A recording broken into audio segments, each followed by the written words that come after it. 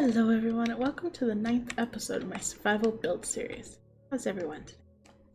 In the last episode, we spent some time building up the apothecary's corner of the village. Just tucked right through this alley is his shop. How cute is this? But today we're going to do some work outside of the walls, building up a portion of the farmland, and then we'll come inside and work on the animal pen and these two buildings. I have had enough of the villagers getting stuck everywhere they can, so we're going to give them a way out of here so that they can actually enjoy their village.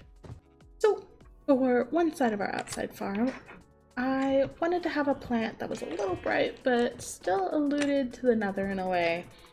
And I know some people might call it useless, but it's the beetroot. It grows with bright green on top and then a little pop of red at the bottom, so it's perfect. And then for the other side, I was thinking a vineyard using the crimson roots, and maybe we'll throw in some of the warped ones. But let's get ahead, grab our materials, and get out there and get this farm going.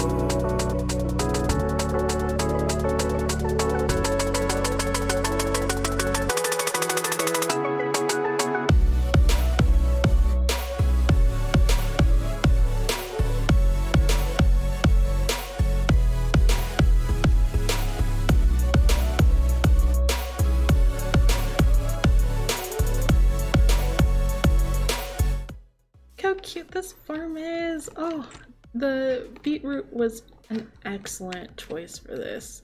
A little pop of red really makes it stand out. And the crimson roots, oh, I love this vineyard design.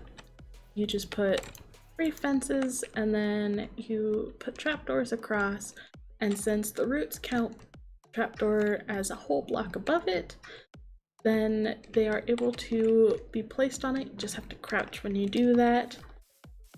And now I have a crimson root farm in my world.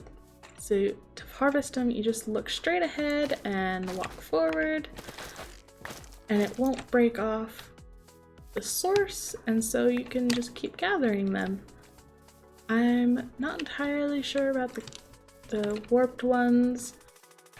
I like it, but I'm just not entirely sure if I'm gonna keep them here.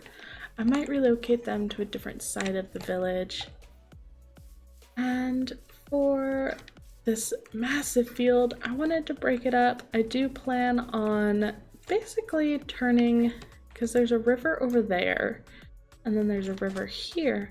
So I want to replace all of the sand on this with grass, just to make it easy to, you know, terraform, and then we can have the desert on the other sides. The path is obviously going to be coming off the gate, and I'm still not sure where the next village is going to be. What biome would you guys like to see me build in next? We're starting to get close to actually having this village almost finished. To break up this field where all of these scaffolding are, I plan on putting a custom tree there, and then I might scatter in a few more like vanilla trees just to break this up so that it's not totally flat. I might build up some hills. Let's see, is this one on our side of the river? It is. So I might actually expand on this hill, maybe bring it down a little bit. What'd you guys think of that? Alright, but now it is time to start on these buildings. So as usual, it's time to move the beds and the workstations. Might just shove them in a house, to be honest. But I don't have everything I'm going to be needing, but I should have most of it. For this building, it's going to be very similar to that one. And then for this one, it's going to be very similar to the brick house right there. And then, obviously, this is going to be a wall so that the animals can't get out. And then there's going to be a back door on both of these houses so that the villagers can get out, because they really need to find a new home so that I can actually use my animal pen. But let's kick this off into another time lapse and get going.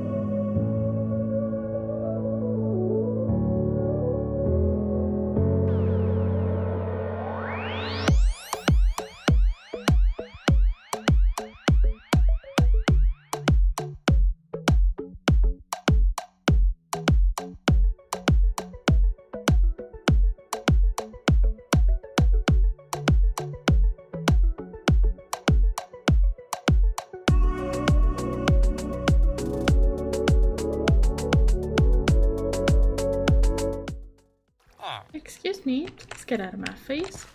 Look at this. Ah! So the craftsman district can now officially be called finished, except for, you know, a few organics. Like I might try and tuck a mushroom tree right here. On the insides, I did a little bit. Just added, you know, the smokers, since this is the butcher.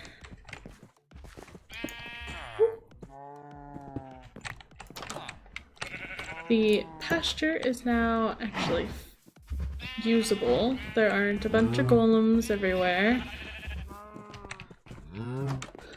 Inside the Shepherd's house, just a couple of beds in this room so far, and then a couple looms. Also went through these houses and actually put down their job stations. So I'm gonna close this area off like I did the other places. So that it's almost like all of these houses are both their home and their workshop. So the cartographer lives on this half and he works on this half and up in the tower. So I wonder, now that there are a ton of beds all over, can I get you two to breed?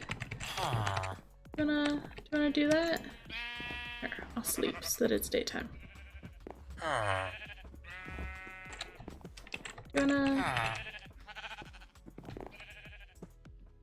Anybody know why my villagers refuse to breed? I can't get them to do it for the life of me. They just sit there and stare at it. And there we go. Our vineyard is growing nicely. I think I am gonna go ahead and move the warped vines somewhere else, maybe along this side. And now that we're up here, you can kind of see how much work it's gonna take to actually cover the rest of this, cover up that desert. But once those trees are in, it's gonna look really cute and also break up the beetroot field so that it's not just this giant patch of green on super flat land. I need to add a couple building outlines back there still so that we can get some more houses kind of stuffed in here. I think next time, I think we'll build the church. I think that'll be a good, or maybe the gatehouse, maybe both. That is going to do it for me. I hope you guys enjoyed. Like if you did, and subscribe if you want to see more. Thank you for watching.